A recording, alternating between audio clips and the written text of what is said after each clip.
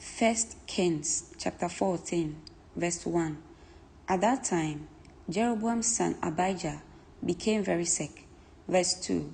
So Jeroboam told his wife, "Disguise yourself so that no one will recognize you as my wife. Then go to the prophet Ahijah at Shiloh, the man who told me I would become king." Verse 3. Take him a gift of 10 loaves of bread, some cakes, and a jar of honey, and ask him what will happen to the boy. Verse 4. So Jeroboam's wife went to Ahijah's home at Shiloh. He was an old man now and could no longer see. Verse 5. But the Lord had told Ahijah, "Jeroboam's wife will come here, pretending to be someone else. She will ask you about her son, for he is very sick. Give her the answer I give you." Verse 6. So when Ahijah heard the footsteps at the door, he called out, "Come in, wife of Jeroboam. Why are you pretending to be someone else?" Then he told her, "I have bad news for you." Verse 7. Give your husband Jeroboam this message from the Lord, the God of Israel. I promoted you from the ranks of the common people and made you ruler over my people Israel. Verse 8. I ripped the kingdom away from the family of David and gave it to you, but you have not been like my servant David, who obeyed my commands and followed me with all his heart and always did whatever I wanted. Verse 9.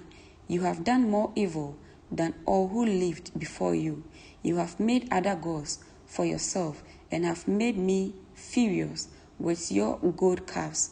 And since you have turned your back on me, verse 10, I will bring disaster on your dynasty, and I will destroy every one of your male descendants, slaves and free alike, anywhere in Israel.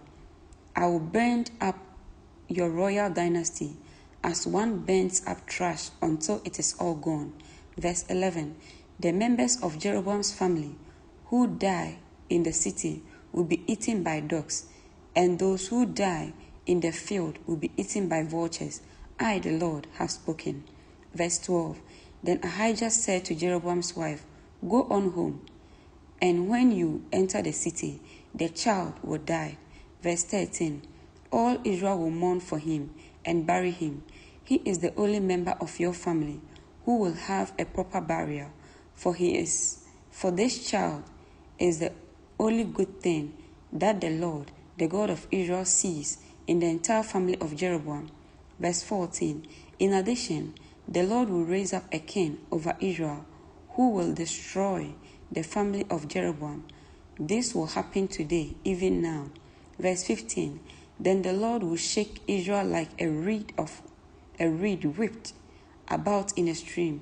He will uproot the people of Israel from this good land that he gave their ancestors, and will scatter them beyond the Euphrates River, for they have angered the Lord with the Asherah poles they have set up for worship. Verse 16, he will abandon Israel because Jeroboam sinned and made Israel sin along with him. Verse 17, so Jeroboam's wife returned to Tirzah, and the child died just as she walked through the door of her home. Verse 18, and all Israel buried him and mourned for him, as the Lord had promised through the prophet Ahijah. Verse 19, the rest of the events of Jeroboam's reign, including all his wars and how he ruled, are recorded in the book of the history of the kings of Israel. Verse 20, Jeroboam reigned in Israel 22 years. When Jeroboam died, his son Nadab became the next king. Verse 21, meanwhile, Rehoboam, son of Solomon, was king in Judah. He was 41 years old when he became king, and he reigned 17 years in Jerusalem, the city the Lord had chosen from among all the tribes of Israel as the place to honor his name. Rehoboam's mother was Naamah, an Ammonite woman. Verse 22, during Rehoboam's reign, the people of Judah did what was evil in the Lord's sight, provoking his anger with their sin, for it was even worse than that of their ancestors. Verse 22, for they also built for themselves pagan shrines and set up sacred pillars and Asherah poles on every hill, high hill, and under every green tree. Verse 24, there were even male and female shrine prostitutes throughout the land. The people imitated the detestable practices of the pagan nations the Lord had driven from the land ahead of the Israelites.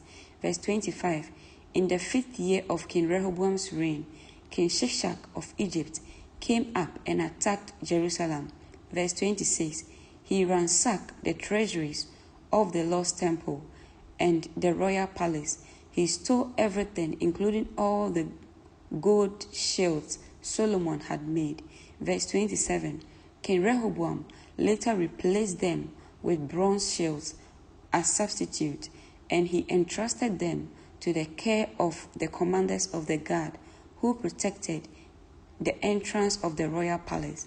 Verse 28, whenever the king went to the temple of the Lord, the guards will also take the shields and then return them to the guard room.